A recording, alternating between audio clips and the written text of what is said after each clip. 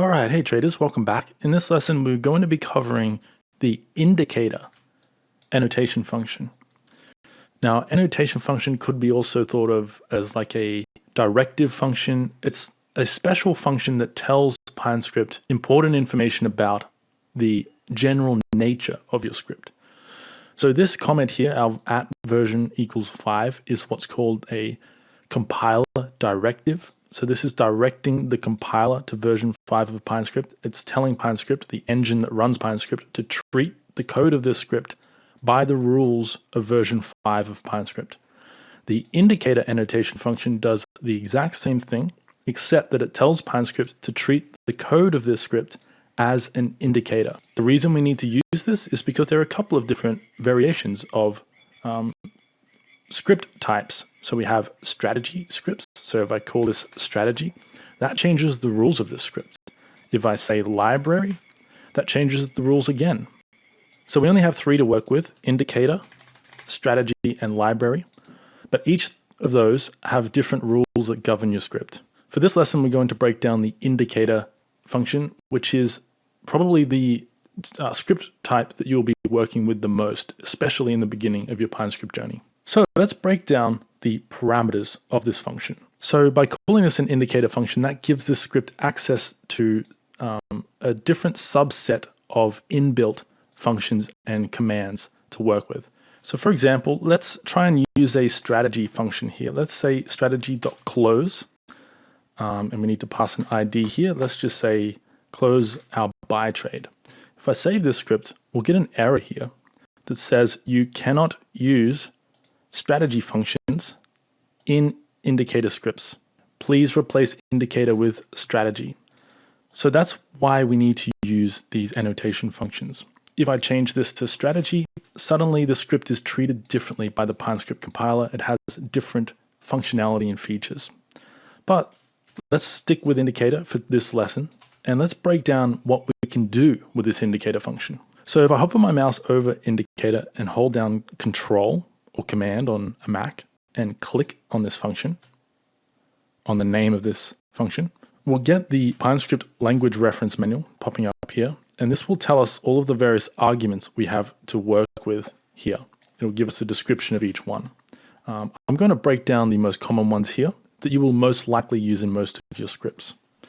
So let's get rid of our title for a moment here and hover my mouse over this function name, and we'll get a list of arguments.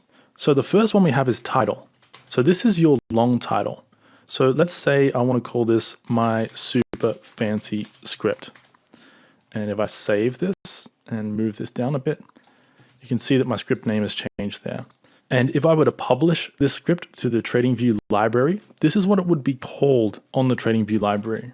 This is its long title. This is its more descriptive title. But you can see that it takes up quite a lot of space on my chart. And if we had a lot of plots here, a lot of numbers plotting out here, having a long indicator title name could be a problem. So let's say we want to abbreviate this to MSFS. To do that, we just add in a comma here. All of our arguments in any function are separated by commas. So to add another argument or parameter to this function, we need to put a comma there, and then I need to pass in short title. And then this is a string as well. So we open up with 2 quotations, and let's say we want to call this MSFS. Now, if I save the script, watch our title name here. It's now abbreviated to MSFS, but our official title is still my super fancy script. And if I were to publish this to the TradingView library, that is still what this script would be called. But when it's added to our chart, this is what it will say in the indicator box. So that's how our titles work. Next up, we have overlay. So by default, overlay is set to false. So if I save the script, set to false draws into its own box. You can see we're in our own oscillator box here, like the RSI or stochastics, MACD, those sorts of indicators. They are drawn into their own indicator box. They're not drawn directly on the price action like a moving average would, for example. But if you want to draw over price action, say you're working with a moving average script, for example, you want overlay to be set to true. Overlay just means it overlays over your price action. So if we set this to true and save the script, first, nothing will happen because we've already added the script to our chart.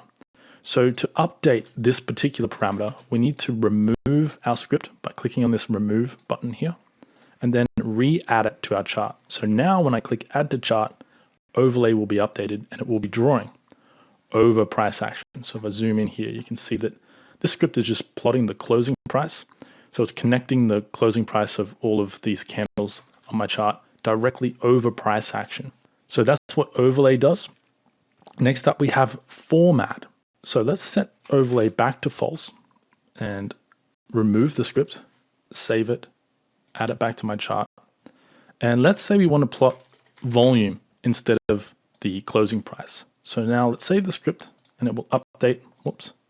It will update and now it's plotting the volume of each bar on my chart.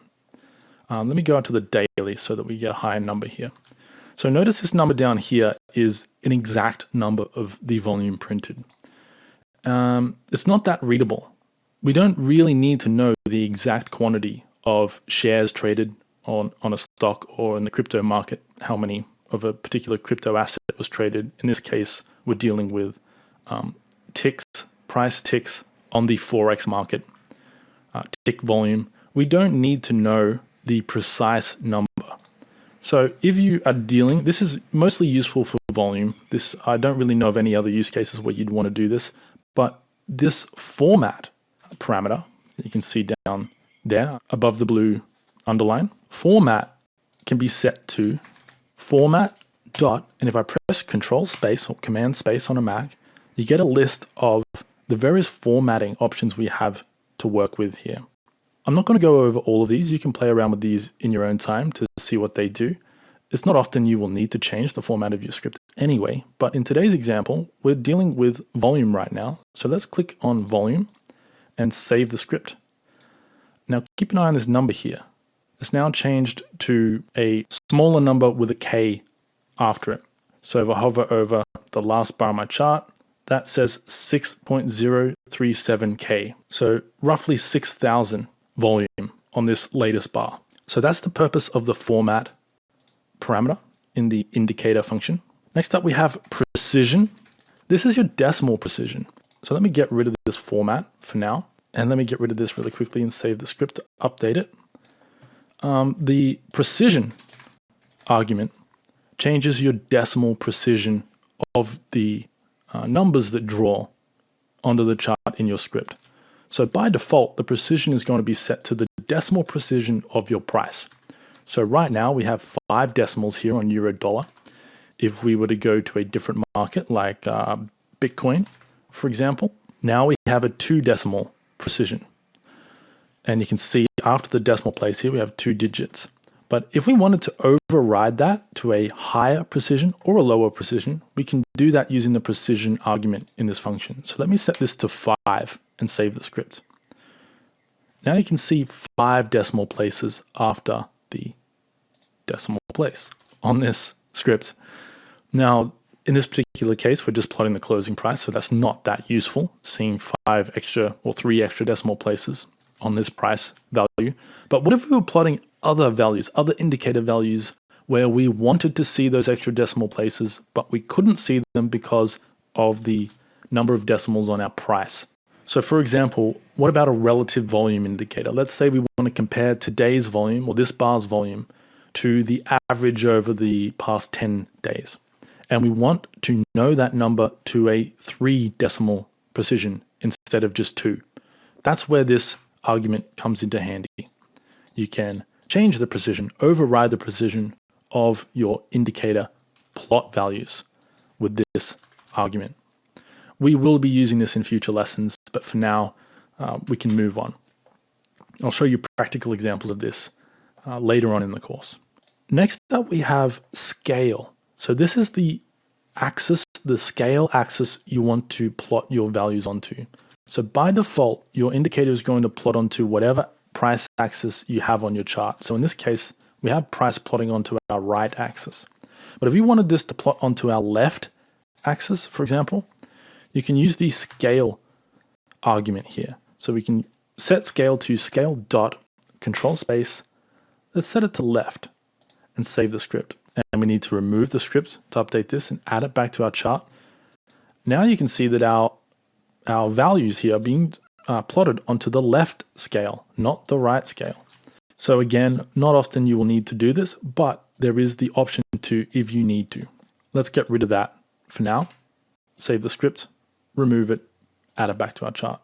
So whenever you're dealing with a visual update like scale or overlay, you need to remove the script and re-add it back to your chart. So if you make a change to your script and it doesn't update, a general good rule of thumb is to try removing it, add it back on. That will force TradingView to update your script entirely. Now the next parameter we have to work with is max bars back. This is not something you will often use in your scripts. I've never used it in my scripts, to be honest, but it's here if you need to use it. Now this tells the script how many bars back it can reference from whichever current bar it's calculating on. So if we're looking at the final bar on my chart and we set max bars back to 10, for example, and I save the script, whatever code is running on this last script, this last bar on my chart, the script can only reference the past 1, 2, 3, 4, 5, 6, 7, 8, 9, 10 bars. So only this price action here. Now, personally, in my own coding, I've written dozens of scripts over the years. I've never used this feature. I've never used this max bars back. I've never had to. I've never had a reason to. But if you do run into a situation where you need to use this function, this feature, this is how you would do it. You can set your max bars back to 10. Just keep in mind that this is in reference to the current bar. So when your script is running over historical price action, each bar on your chart can look back 10 bars. And then this bar can look back 10 bars, and then this one, etc. So that's how that argument works, but let's get rid of it for now since we would rarely use that. The final parameter I'm going to cover here that is commonly used is time frame. So time frame specifies what time frame your script can run on. So for example, let's drop down to the 4-hour chart and change this to D, short for daily, and save the script. Now my script is plotting the daily time frame closing price onto my chart instead of the 4-hour. So if I zoom in here, you can see that each time this updates, we get a new value down here.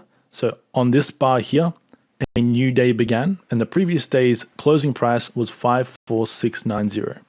And then on the bars in between, we get NA because these 4-hour bars are plotting in between the next day. And then on that next day's beginning, we get the previous day's closing price, which was 57487, and so on.